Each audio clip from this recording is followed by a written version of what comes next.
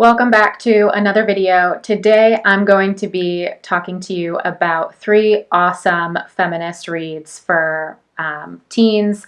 These are going to be YA novels that have really powerful protagonists, and I greatly enjoyed them. I love strong female protagonists, as you know probably from my other videos, but these are my top 3 feminist reads for YA right now. Book 1 is Foul is Fair by Hannah Capin. I loved this book. I cannot say enough about it.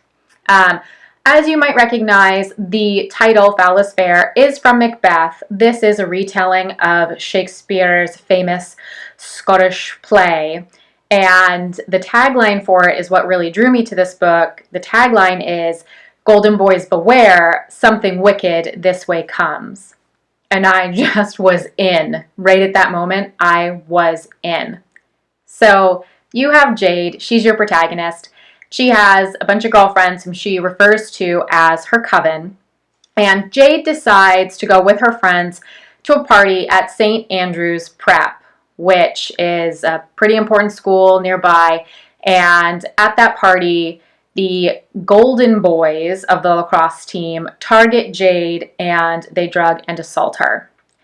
Jade, the day after, decides to get revenge. And so she enrolls in St. Andrew's Prep.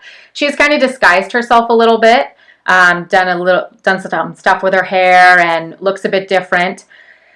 And she decides to take these boys down one by one, and she does this by kind of pulling Mac, who's one of the lacrosse players but was not involved in her assault, into this, and she plays on his ambition to be the top dog.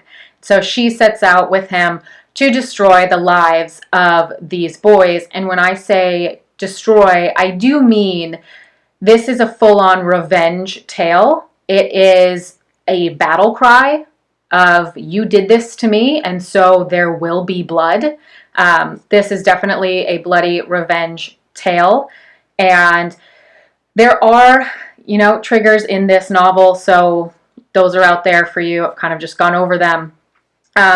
It's unrepentant in its want for revenge. Jade is unrepentant, and these girls with her coven, are unrepentant, and I absolutely thought it was fantastic. The writing style that Capin uses is also really fantastic, because for some reason I equate it to like this dreamy kind of feel, but it's very harsh. It's not soft language. It's very intense.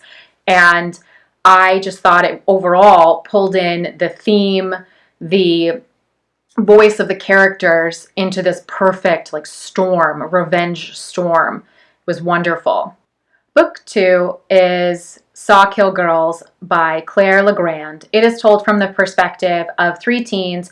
You have Marion, Zoe, and Val. Marion's the new girl, Zoe's the outcast, and Val is the queen bee with a bunch of secrets. In fact, all of these girls have secrets.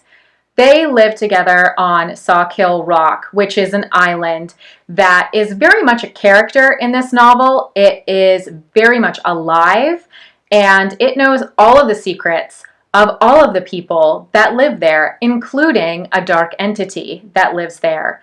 And the addition of that, kind of, the rock speaks speaks to the girls, but is its own voice in this novel, which I really appreciated. It was so, just fresh in a way. I really enjoyed reading it, and it set the tone and conveyed atmosphere as well. So it really added a lot to it. So on Sawkill Rock, you have whispers that perhaps there's this dark entity, this monster, right?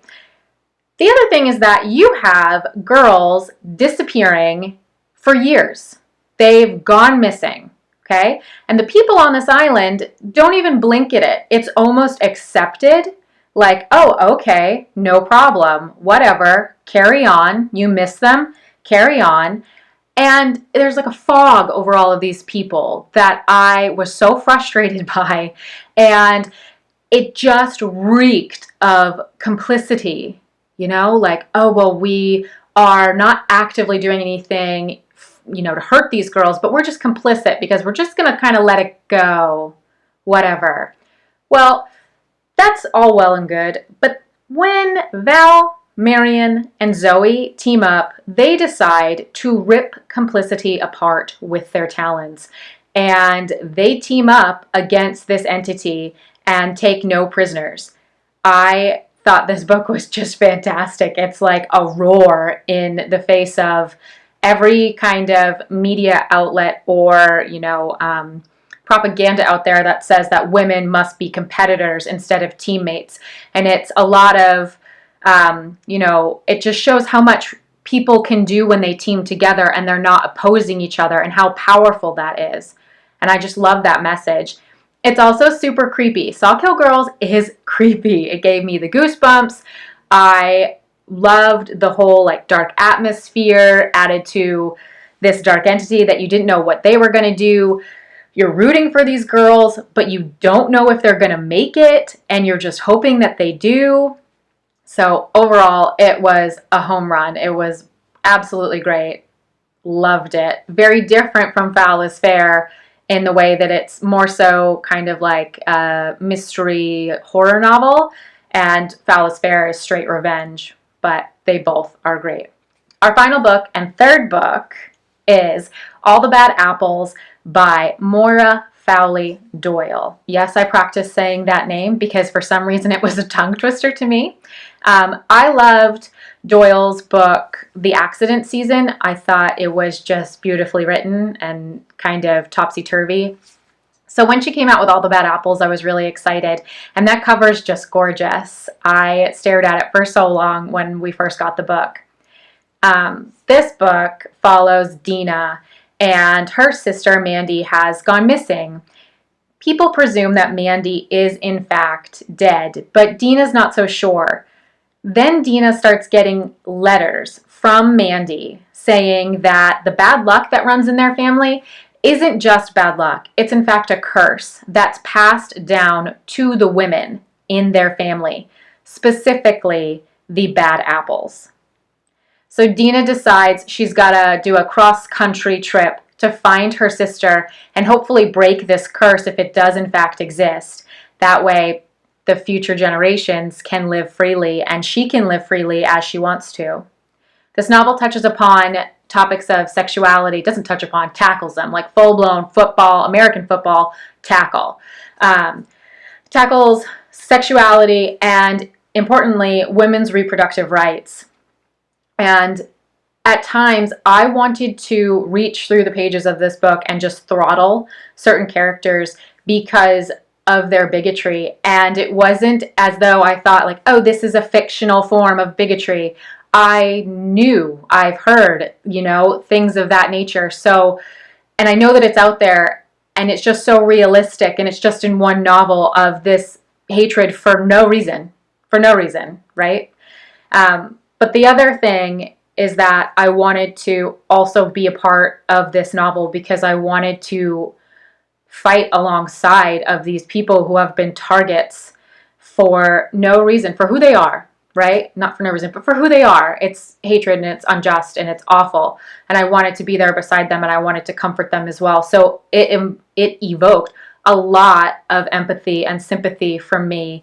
And it really made me just angry and yet hopeful. That's the other part. This novel is very much about hope.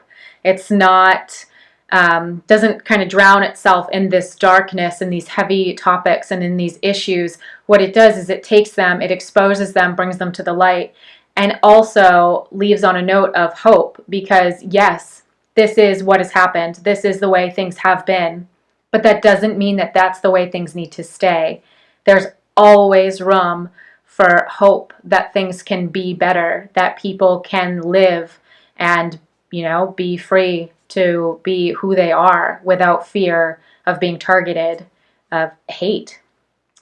From hate, yeah. Those are the big three: Foul is Fair, Sawkill Girls, and All the Bad Apples. They are my big top three feminist YA novels out there right now. I enjoyed them. I hope you will too. They're all vastly different, but they all have one thing in common, and it's that women can do whatever they want to if they put their minds to it. And it's just a great message of you can be strong and you can be powerful. Like, you don't have to be sorry for that. You don't have to repent that you're powerful. I think that that's a really important message that we need to send to everyone. Yeah. If you like this video and you like the books, if you could like and subscribe. If you would like me to review or talk about any specific books, or you think I should be reading specific books, you can put that in the comments and I'll see those. And I love just adding more stuff to my list. It's just great. And until next time, I hope you are all safe, happy, and healthy, and enjoying your days.